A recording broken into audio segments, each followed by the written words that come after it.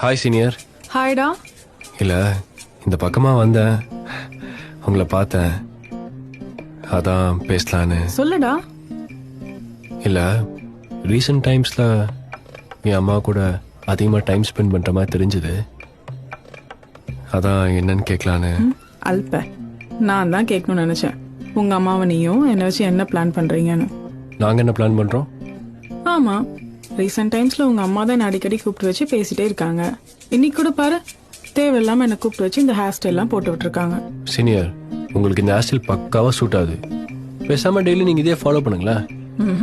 இதை மெயின்டைன் பண்ணதெல்லாம் ரொம்ப கஷ்டம்ப்பா.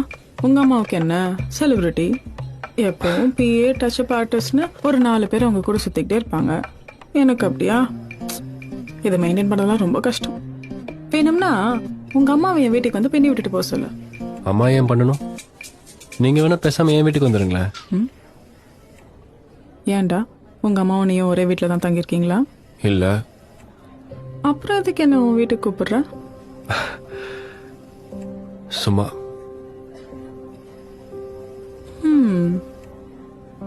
இதுவே உங்க அம்மா கிட்ட போய் சொல்லிடு, அவங்க ஒர்க் அவுட் பண்ற பிளான் எதுவும் செட் ஆகாதுன்னு.